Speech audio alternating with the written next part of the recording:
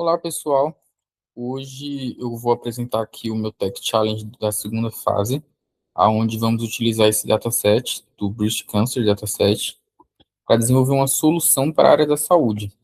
E quando estamos falando da área da saúde, temos que nos preocupar com muitos pontos, como todos sabem, porque qualquer erro nessa área pode acabar afetando a vida de uma pessoa para sempre. Então, para isso, vamos utilizar as melhores metodologias para criar um modelo que possa prever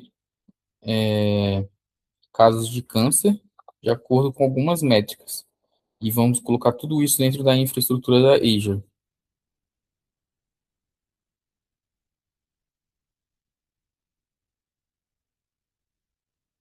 E voltando aqui para o nosso projeto, já aberto aqui dentro da Azure, como que a gente fez para conseguir treinar esse modelo?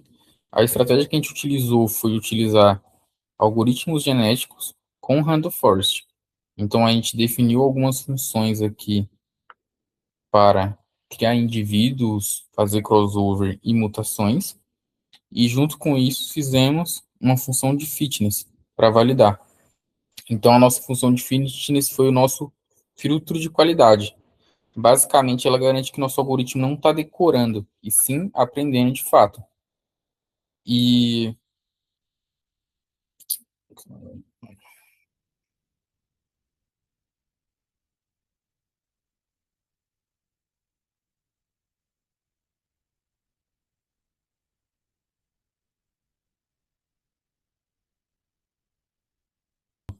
basicamente a gente utilizou um algoritmo genético.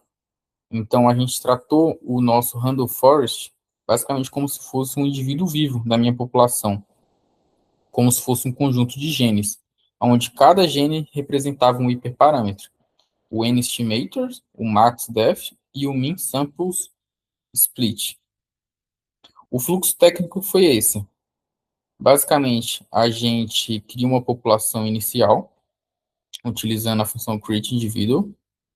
A gente tem uma função fitness, que serve justamente para garantir que nosso algoritmo está aprendendo e não decorando, usando métodos de acurácia e cross-validation. E a gente também tem as funções de crossover e mutate. A função de crossover basicamente é como se ela fizesse um cruzamento entre dois genes para criar um super gene final.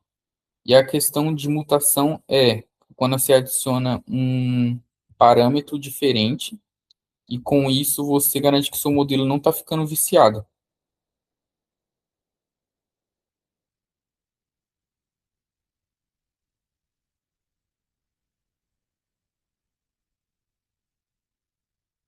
Se eu fosse rodar todo esse treinamento na minha máquina, levaria muito tempo, eu correria muitos riscos, como de repente faltar luz, faltar internet, quebrar esse meu treinamento. Então, fora isso, como que eu fiz para conseguir ter esse teste e saber qual seria a melhor abordagem?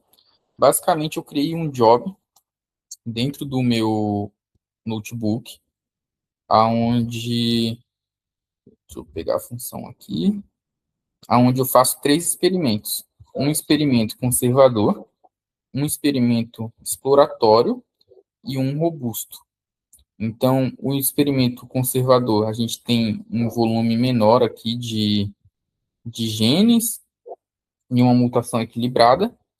No caso do exploratório, a gente tem uma mutação um pouco maior e uma quantidade de genes um pouco maior também. E no caso do robusto, eu tenho uma mutação menor e eu tenho várias gerações e uma população maior. Então, o que que isso dá no final aqui, se a gente puxar? Com isso, eu tenho um job aqui, chamado otimização diagnóstico. E aí, dentro dele, eu tenho esses três carinhas aqui, aonde a gente pode ver o resultado deles. Então, o melhor score aqui do exploratório foi 0,933, e ele gastou esse tempo aqui, cerca de 1 minuto e meio. A gente tem o conservador, que teve um score de 0,963 e que gastou quase 2 minutos. E a gente tem o nosso algoritmo genético robusto, que gastou mais de 6 minutos, porém, ele foi o que teve o melhor score. E aqui chega um momento importante da gente tomar a nossa decisão. Na lógica, talvez faria sentido em outros tipos de negócio escolher um modelo conservador. Porém, quando a gente está falando da área da saúde, a gente precisa ter o máximo de precisão possível. Então, mesmo que a gente tenha um custo computacional maior e mais tempo, é compreensível que a gente tenha esse gargalo, mas que a gente tenha um modelo com uma precisão maior para evitar falsos negativos e falsos positivos. Então, depois de encontrar o melhor modelo, o que a gente faz? A gente escolheu ele aqui e criamos um modelo de fato, aonde a gente conseguiu fazer o versionamento desse modelo. Então, a gente sabe que essa é a versão 1.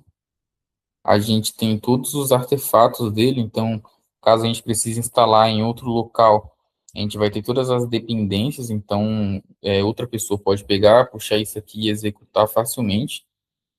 A gente tem outros pontos aqui que podem ser analisados, por exemplo, a questão das métricas desse modelo final. Então, se eu puxar ele aqui,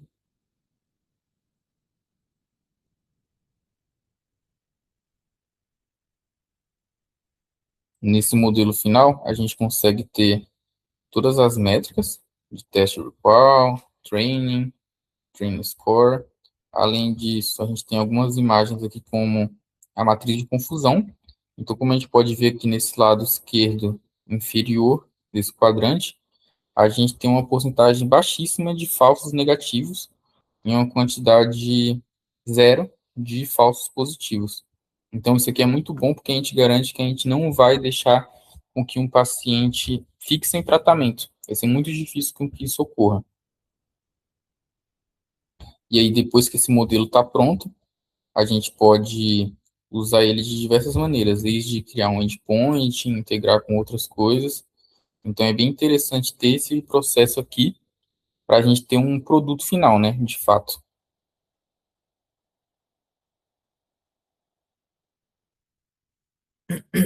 Agora vem a cereja do bolo, que é o quê? Após a gente finalizar a construção do nosso modelo e encontrar a nossa melhor solução robusta, a gente fez uma integração com a Azure OpenAI, usando um modelo do ChatGPT 4, onde a gente utilizou engenharia de prompt para que a gente sete alguns tipos de instrução para o modelo.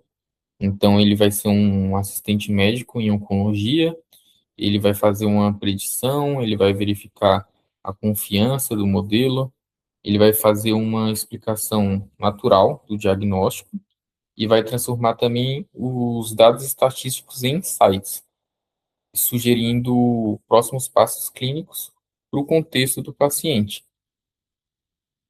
Então, se a gente vê aqui embaixo, eu peguei aqui o modelo mais robusto, peguei todos os melhores parâmetros, e aqui ele gerou que o paciente tem alta probabilidade de ter tumores malignos.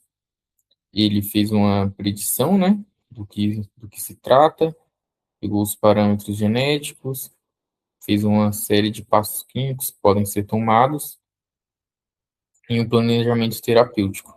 Então, com isso, a gente une os dois pontos, porque, no caso, é bom separar isso, porque a IA generativa, que no caso, ela está servindo só como um tradutor para uma linguagem mais humana. O nosso modelo, que é totalmente especializado, cuida do diagnóstico, e a IA do ChatGPT cuida de fazer com que esse diagnóstico tenha uma abordagem mais humana e intuitiva, né? Então, com isso, a gente meio que finaliza aqui o nosso projeto. E o nosso projeto aqui também consiste em sua publicação no GitHub, todo o seu código-fonte, com uma documentação técnica, aonde a gente fala desde a introdução, o objetivo, o nosso desenho da solução, por que que os algoritmos foram selecionados, o resultado do experimento e a nossa integração aqui com questões da OpenAI. Então, esse é o nosso projeto. Espero que vocês gostem e obrigado.